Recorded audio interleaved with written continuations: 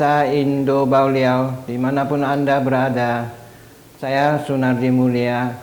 Pada kesempatan hari ini, tanggal 24 Oktober 22, akan membawakan topik orang tua harus waspada, kasus gagal ginjal akut sudah merenggut 99 anak Indonesia. Kasus gangguan ginjal akut progresif atipikal atau akut kidney injury atau AKI sudah merenggut 99 nyawa anak Indonesia, terutama anak umur di bawah 5 tahun. Gangguan ginjal akut ditegarai masuk ke Indonesia sejak Januari 2022, tetapi lonjakan kasus baru terjadi semenjak akhir Agustus 2022. Kemenkes menghimbau para orang tua agar tenang dan tidak panik, meningkatkan kewaspadaan khususnya keluarga yang memiliki anak di bawah 18 tahun, terutama anak di bawah 5 tahun. Juru bicara Kemenkes, Dr. Muhammad Sahir, Rabu tanggal 19 Oktober tahun 2022 mengatakan, bila anak mengalami gejala gangguan ginjal akut, agar segera membawa anaknya untuk melakukan pemeriksaan di fasilitas pelayanan kesehatan.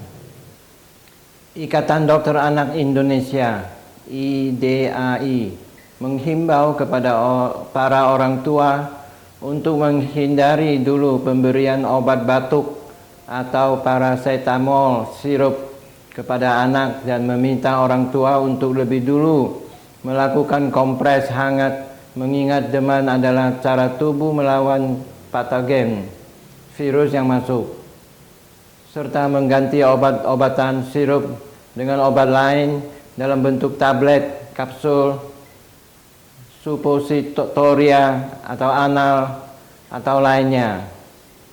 Bila perawatan di rumah tetap belum sembuh, maka anak-anak segera dibawa ke fasilitas pelayanan kesehatan. Dan bila tidak dapat ditangani dalam waktu 1 kali 24 jam, harus segera ke rumah sakit rujukan dialisasi anak yang telah memiliki fasilitas hemodialisis anak dan tersedia dokter spesialis ginjal anak. Berikut adalah daftar rumah sakit yang ditunjuk sebagai rujukan pasien gangguan ginjal akut untuk anak. Ke-1, Rumah Sakit Cipto Mangunkusumo Jakarta. Kedua, RSUD Sutomo Surabaya. Ketiga, RSUP Karyadi Semarang. Keempat, RSUP Sarjito Yogyakarta. Kelima, RSUP Profesor Nurabali. Keenam, RSUD Adam Malik Medan. Ketujuh, RSUD Saiful Anwar Malang. 8, RSUP Hasan Sadikin Bandung. 9, RSAB Harapan Kita Jakarta. 10, RSUD Zainur Abidin Bandar Aceh. 11, RSUP M Jamil Padang. 12, RSUP Wahidin Sudiro Husudo Makassar. 13, RSUP M Husin Palembang. 14, RSUP Kandau Manado.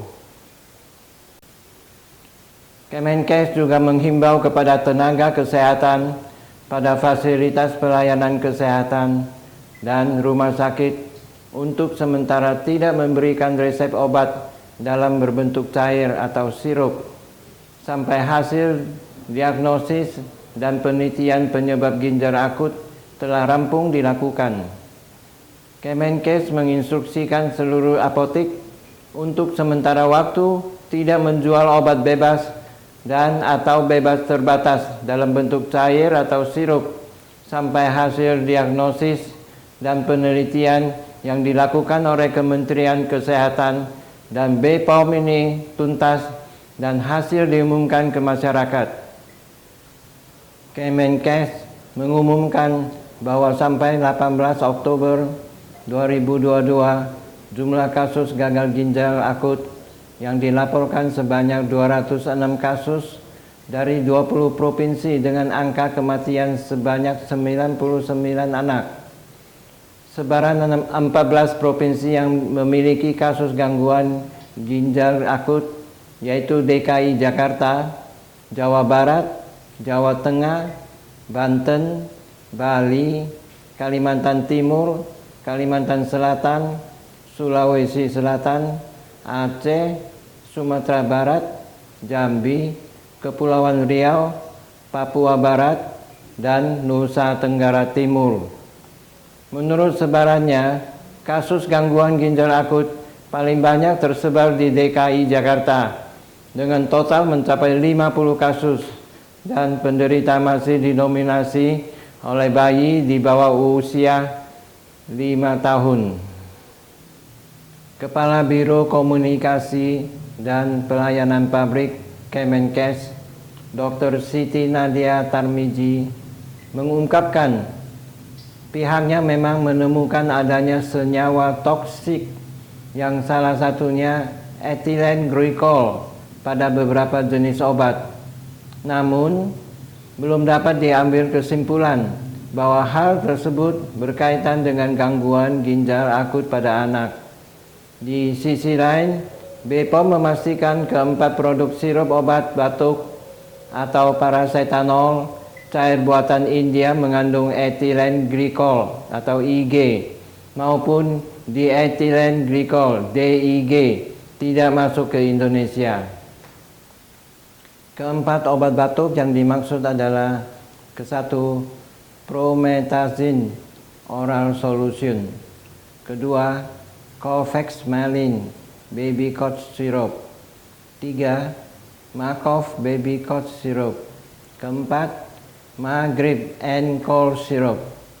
BPOM merilis hari Kamis tanggal 20 Oktober tahun 2022 dikatakan sirup obat yang diduga mengandung IG dan DIG kemungkinan berasal dari 4 bahan tambahan yaitu propylen glikol, polyethylene glikol, sorbitol, dan gliserin atau gliserol. Badan POM telah melakukan sampling terhadap 39 batch dari 26 sirup obat yang diduga mengandung IG dan DIG. Hasil pengujian tersebut hingga 19 Oktober tahun 2022 menunjukkan adanya kandungan cemaran EH melebihi ambang batas aman pada 5 produk sirup obat, yaitu di bawah ini. 1. Thermorex sirup obat demam produksi PT Kinemax dengan nomor izin edar BDR 7813003537A1, kemasan dos dengan botol plastik 60 ml.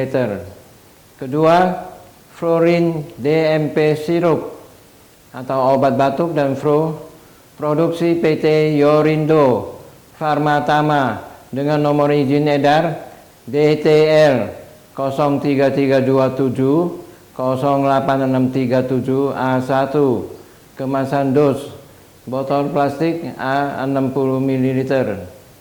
Ketiga, Uni Baby Cough Syrup atau obat batuk dan flu produksi Universal Pharmaceutical Industry dengan nomor izin edar DTL 722-630-3037A1, kemasan dos dengan botol plastik 60 ml.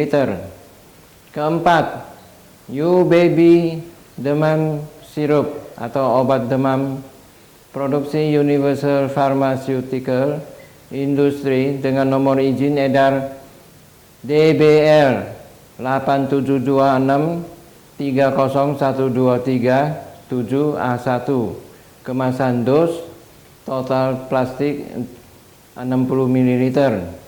Kelima, U-Baby Demam Drops obat demam produksi Universal Pharmaceutical Industry dengan nomor izin edar B.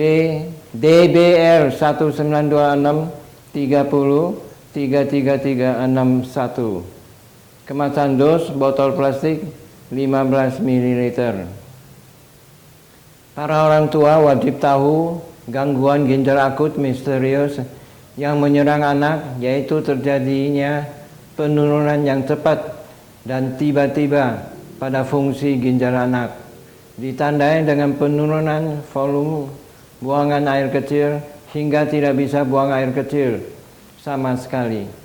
Bisa pula terjadi demam, batuk, pilek, mual, muntah, dan warna urin berubah menjadi coklat.